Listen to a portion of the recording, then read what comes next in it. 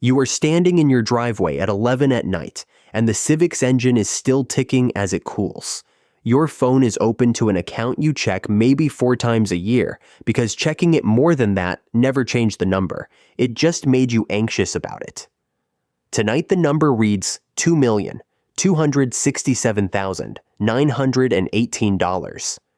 You blink and look again, just to be sure it isn't a mistake. Then you look up at the car. The same car, the paint gone chalky on the hood, a crack in the bumper you never fixed, a check engine light you've decided to just live with. And something happens that you did not expect. Nothing happens. No sound plays, nobody claps. Your neighbor's sprinklers kick on across the street right on schedule, completely uninterested in your net worth. You are not going to feel that yet. Not really. Because to understand why a $2 million man is standing in a gravel driveway next to a car worth maybe $1,100, you have to go back 24 years to a parking lot and a much smaller number. A number so small it wouldn't even be worth telling this story about if you didn't already know what it eventually turns into. You are 22, and it is your first day at a job that pays $41,000 a year, which sounds like a lot until you do the math on rent. You spend the morning getting lost in a building that has 3 different hallways that all look identical, and you're 20 minutes into being quietly panicked about it when a woman in the parking lot outside points you toward the right door before you even ask. That's Denise. She's maybe 50, drives a Ford pickup with a dent in the tailgate that's been there so long it's basically part of the design now. And she's the one who later shows you where the break room actually is, because the map they gave you on day 1 is wrong. You don't think about her again for 3 months. Then you find out, by accident, in the way you find out most things about people who don't talk about money, that Denise runs the department. Not manages it, runs it. You'd assume she was somebody's assistant, mostly because of the truck, which feels stupid to admit even to yourself. You feel a little embarrassed about that, and you don't say anything to anyone. You buy a car that week. Used, 6 years old already. A Honda Civic, $8,600 cash from a guy whose online ad had 3 blurry photos, which is usually a good sign because it means he wasn't trying to hide anything. Everyone in your building drives something newer, you counted once, in an idle moment, and you're pretty sure you're the oldest car in the whole lot except for one. You tell yourself it's temporary. Denise sees you get into it one afternoon a few weeks later and says the only thing she'll say to you about money for the next 4 years. She doesn't slow down, doesn't make it a lesson, just says it on her way past. Good car, nobody remembers what anybody drove. You don't know what she means by that yet, and she doesn't explain it, and you're not going to think about that sentence again for a long time. 4 years jump by the way they do when you're not paying attention to them. And now you're 26, and you get your first real raise, 11%, which turns your salary into something with a comma you actually notice on the pay stub. You do 3 things with it that week, and none of them feel like decisions at the time. They feel like paperwork you're filling out during your lunch break. You bump your 401k contribution up to get the full match, because a coworker mentioned once that not doing that is like turning down part of your paycheck. And that sentence stuck with you longer than she probably meant it to. You open a Roth account and put it into a plain index fund because a pamphlet in the HR office said that's what most people should do if they're not sure what they're doing. And you were definitely not sure what you were doing. And you set the contribution to come out automatically before you ever see the money land in your checking account, which turns out to be the part that actually matters. None of it feels dramatic while it's happening. That's kind of the point. Nothing about automating a transfer announces itself as the most important financial decision you'll ever make. There's no ceremony to it. You go back to your desk and answer emails. 2 years after that, on a random Tuesday, you check the account for the first time since you set it up, mostly out of boredom. $27,012. You stare at it for a second, feel briefly rich, close the laptop, and go back to eating cereal standing up at the counter. Because $27,000, it turns out, does not actually change a Tuesday. You have no idea what that number is about to become. You're 31 now, married, and your spouse is sitting across the kitchen table looking at the Civic's odometer sticker like it personally offended her. Everyone you know your age is upgrading something. Your college roommate just financed something German with a payment he mentions a little too often. Your sister-in-law posts a new kitchen with an island the size of your first apartment.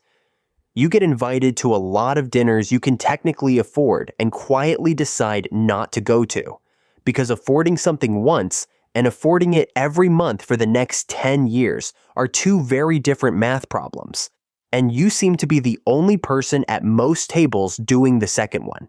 Here's what it actually costs, and you should know this part because nobody puts it in the highlight reel. You drive past the dealership sometimes and want the new car anyway. You do. Wanting it doesn't go away just because you're disciplined about it. You go to fewer of those dinners than you'd like, and you feel it every time you say no. There are birthdays where the gift is smaller than you wish it could be, and you notice your nephew doesn't quite hide his disappointment. Your college roommate, the one with the German car payment, stops inviting you to things after a while, and you're never sure if that's about the car or just about growing apart, and not knowing bothers you more than it should. This isn't a montage of easy sacrifice. Some of it just feels like missing out in real time while it's happening, with no guarantee attached to any of it. Your spouse's income joins yours around now, and together, after one long conversation at the same kitchen table, you push the monthly investment up past $4,000. Automatic, boring, same as always, just a bigger number on the same recurring transfer. You mentioned Denise's truck one night, almost as a joke, trying to explain why the Civic doesn't bother you the way it seems to bother everyone else. Your spouse doesn't laugh. She asks the question you don't have an answer for yet. So what's it actually for then, if we're not going to spend it? You're 36 when the market drops 18% in 5 weeks, and you open your account on a Sunday morning specifically to watch the damage happen in real time. The number on the screen is smaller than it was 2 months ago, by more money than you made your entire first year out of college. Your phone buzzes. It's your mother, who doesn't usually call on Sundays, asking if you've seen the news and if you're okay, because she saw something on television that scared her. You tell her you're fine, and mostly you believe it, but there's a version of you underneath the calm voice that is not fine at all. Your coworker at the next desk sells everything that Friday, tells you flat out, standing in the hallway, "I can't watch it anymore," and moves into cash. You understand the feeling completely. Every instinct you have is telling you to do exactly what he just did, and the only thing stopping you is a vague memory of a pamphlet that said not to. You spend that whole weekend refreshing news sites you don't even trust, looking for someone to tell you it's going to be okay, and nobody does, because nobody actually knows. You don't do it. You don't do anything, actually, which somehow takes more effort than doing something would. The automatic contribution goes out on the 15th like it always does, buying shares that are on sale into an account that's currently losing money, which is the single hardest thing about this entire strategy. The plan only works if you keep following it during the exact months when it looks the most broken, when every part of you is arguing the opposite. 14 months later, the account isn't just back to where it was. It's $38,400 past it. Your coworker is still in cash. He's still waiting for things to calm down before he gets back in. He is going to keep waiting, you realize, for years. Because the market never announces the calm part in advance. It only tells you afterward, once it's too late to matter. You don't say any of that to him. You just watch him wait. You're 41 when a 23-year-old named Priya starts 2 desks down from you, and on her second week, she asks who owns the beat-up Civic in the lot, half laughing, not realizing it's yours. You tell her it's yours. She looks a little embarrassed, the same way you did about Denise's truck all those years ago, and for a second, you almost let the moment pass without saying anything else, the way Denise mostly did with you. But you don't. Over a few lunches in the break room, the one you still can't find without thinking about it 20 years later, You end up telling her the same 3 boring decisions you made at 26. The match, the Roth, the automatic transfer she'll never have to think about again once it's set up. She asks you directly, the way people do when they actually want to know and aren't just being polite. Does this genuinely work, or are you just lucky? It's a fair question, and not one you can fully answer, because you've asked yourself some version of it more than once.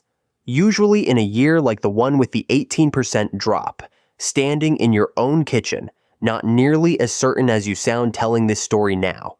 She's also carrying student loan debt, which you didn't have to deal with at her age, and part of you wonders if the same 3 decisions even translate to her situation.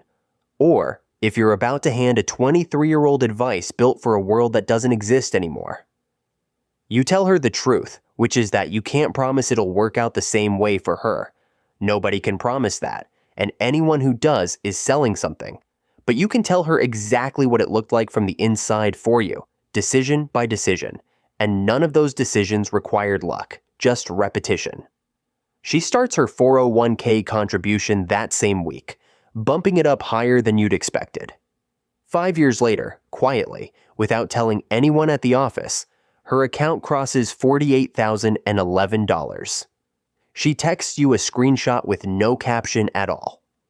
You know exactly what it means because somebody sent you the same kind of silent message once, except it was you sending it to yourself, standing at a kitchen counter, eating cereal. Which brings you back to the driveway, at 11 at night, 24 years after the parking lot, looking at $2,267,918 on a phone screen, next to a car that's now worth less than your monthly grocery bill. You thought, somewhere back at that kitchen table at 31, that a number like this would feel like arriving somewhere, like there'd be a door, and you'd walk through it, and the other side would look different. It doesn't work like that, not exactly. What it actually feels like is quieter than that. It's the specific fear you used to carry about a job loss, or a medical bill, or your kid needing something expensive someday, going completely silent. Not gone. Just silent, for the first time in 24 years, in a way you almost don't know how to sit with. You think about Denise's truck, and the sentence she handed you in a parking lot when you were 22 and didn't understand it, tossed off on her way to somewhere else. Nobody remembers what anybody drove. You understand it now, standing next to the proof of it. Nobody at your office has any idea what that number actually is. They see the Civic and draw a conclusion, and the conclusion is wrong, and somewhere in the last decade you stopped caring that it's wrong. You never once told anyone the actual figure, not even at the office holiday party last year, when someone half-joked that you must be broke to still be driving that thing. You just laughed and let it go, the same way Denise always did. Your phone buzzes one more time before you go in. It's your college roommate, the one with the German car, the one who stopped inviting you to things 15 years ago. His transmission died and he's short for the repair, and he's asking, in the careful, embarrassed way people ask when they've never had to before. You don't lecture him. You don't mention the number. You just send it, $1,200, gone from an account so large it doesn't register as a transaction. It registers as nothing at all. He texts back 3 exclamation points and a promise to pay you back that you both already know he won't keep and you don't need him to. You put the phone in your pocket, you go back inside, leaving the Civic where it always sits, check engine light and all. You'll deal with it eventually, same as always. Somewhere across town right now, there's a 26-year-old in a parking lot, getting into a car that's a little too old for what everyone else seems to be driving, feeling a little embarrassed about it, with absolutely no idea what that decision is quietly about to become.